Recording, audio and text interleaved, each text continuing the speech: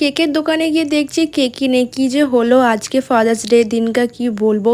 So এখানটায় আজকে ছিল ফাদার্স ডে সানডে 15 জুন। এখানে আমি একটু রেডি হয়ে চলে যাচ্ছিলাম। সকাল থেকে শরীরটা ভীষণ খারাপ ছিল, এই জন্য একদমই যাওয়া হয়নি। তো একটু বিকালে দেখছি শরীরটা ঠিক আছে, তো ভাবলাম যাই একটু কেক নিয়ে আসি, কারণ সবাই মাদার্স ডে সেলিব্রেট করে। ফাদার্স ডে যদি না করি তো বাবাও তো খারাপ ভাববে না।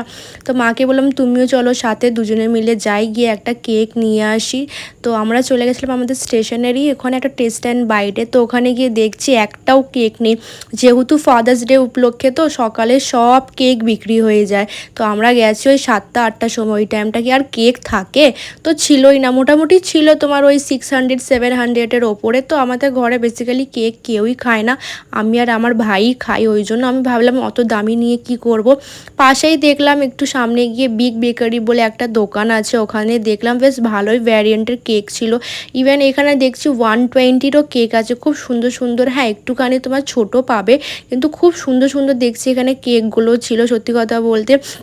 তো আমরা ওখান থেকে এখানে সাইডে দেখতে পাচ্ছ একটা ইয়েলো রঙের কেক, সেটাই আমরা আর কি এখানে প্যাকিং করে নিলাম। এখানে দেখতে পাচ্ছি 2 পাউন্ডেরও কেকগুলো আছে, এখানে তোমরা চাইলে অর্ডার দিয়েও কেকগুলো বানাতে পারো। খুবই বেশি ভালো লাগলো। তো ফাইনালি এখানে আমরা কেকটা নিয়ে তারপরে আমরা বাড়ি গেলাম। আর এত কি আর বলবো, এতটা রাত হয়ে গেল আমাদের বাড়ি যেতে। মোটামুটি আমরা 7টায় বেরিয়েছি, বাড়ি যেতে যেতে আমাদের 9টাই বেজে গেল। তারপরে দেখলাম বাবা আসলো, তো ফ্রিজ থেকে আমরা কেকটা বার করলাম, করে তারপরে এগুলো এখন খোলাখুলি করছি। বেসিক্যালি আমরা ওপরেই ভেবেছিলাম কেকটা কাট করব, কিন্তু যেহেতু আমার দাদু প্যারালাইজড আছে তো ওপরে যেতে পারে না, ওই জন্য নিচেই ভাবলাম কেকটা কাট করে দিই। এবার ফাদার্স ডে মানে তো কি দাদুকে নেব না? দাদুও তো তোমার আমাদের বাবার মতনই হয় না। তো যে দুজনকে নিয়ে এখানে আমি কেকটা কাটিং করলাম, বেশ ভালোও লাগলো। ঠিক আছে, আমার দাদু আবার একটুতে রেগে যায়, ভীষণ রেগে যায়, মানে এখন একটুখানি অসুস্থ আছে বলে না, একটুখানি মানে রেগে যায় আর কি। তাও আমরা একটু ইয়ার্কি মারি ওনার সাথে।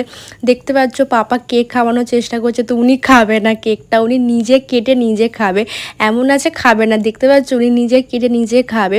তো এরকমভাবে আজকে আমরা দিনটা কাটালাম, খুবই ভালো। বাই দ্য ওয়ে, সত্যি কথা একটা কথা তোমাদেরকে বলে দিই, এই কেকটা যত তোমাদের দেখতে ভালো লাগছে, এটা কিন্তু একদম মানে এরকম ফার্স্ট টাইম আমি কেক খেয়েছি যে এত বাজে খেতে।